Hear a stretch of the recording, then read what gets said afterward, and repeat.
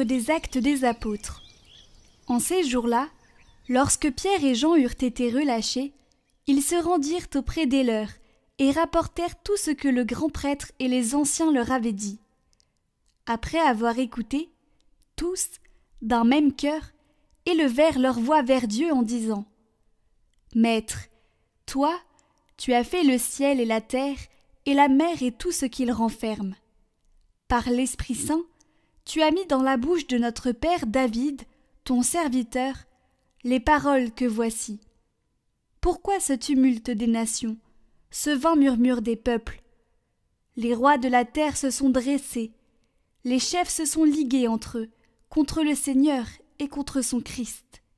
Et c'est vrai, dans cette ville, Hérode et Ponce Pilate, avec les nations et le peuple d'Israël, se sont ligués contre Jésus, ton saint, ton serviteur, le Christ à qui tu as donné l'onction. Ils ont fait tout ce que tu avais décidé d'avance dans ta puissance et selon ton dessein. Et maintenant, Seigneur, sois attentif à leurs menaces. Donne à ceux qui te servent de dire ta parole avec une totale assurance. Étends donc ta main pour que se produisent guérisons, signes et prodiges, par le nom de Jésus, ton saint, ton serviteur. Quand ils eurent fini de prier, le lieu où ils étaient réunis se mit à trembler. Ils furent tous remplis du Saint-Esprit, et ils disaient la parole de Dieu avec assurance.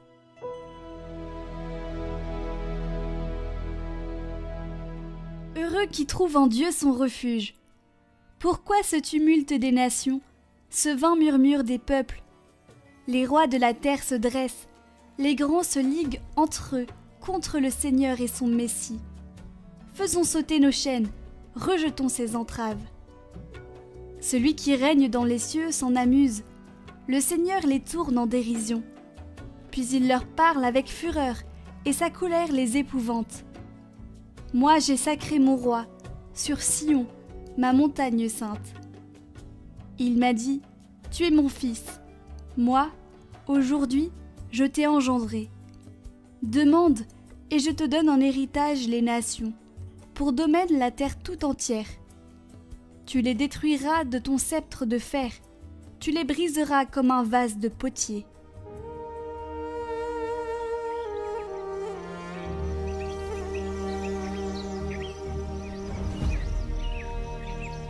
Évangile de Jésus-Christ selon saint Jean. Il y avait un homme, un pharisien, nommé Nicodème. C'était un notable parmi les Juifs. Il vint trouver Jésus pendant la nuit. Il lui dit : « Rabbi, nous le savons, c'est de la part de Dieu que tu es venu, comme un maître qui enseigne.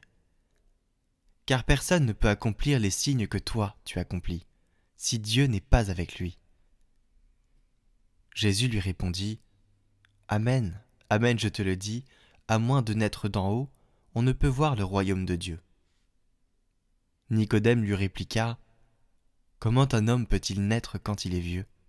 Peut-il entrer une deuxième fois dans le sein de sa mère et renaître ?» Jésus répondit : « Amen, amen, je te le dis.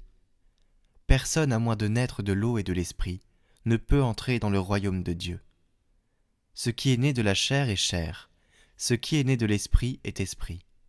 Ne sois pas étonné si je t'ai dit, il vous faut naître d'en haut. Le vent souffle où il veut, tu entends sa voix, mais tu ne sais ni d'où il vient, ni où il va.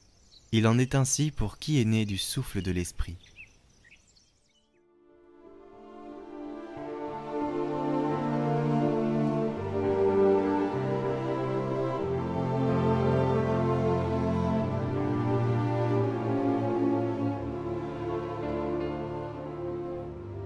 Commentaire de Bienheureux Marie-Eugène de l'Enfant Jésus. L'enfance spirituelle, faite de pauvreté, jalousement conservée, était à la portée de Nicodème, cet homme considérable parmi les Juifs. Il pouvait la faire sienne sans rien supprimer de ce qu'exigeait son rang et l'exercice de ses fonctions, sans prendre les attitudes et un langage enfantin. Il devait la faire sienne, car pour renaître sous le souffle de l'esprit, il faut être pauvre, confiant et dépendant en tout de Dieu. Ou plutôt, renaître n'est pas autre chose que devenir progressivement un enfant.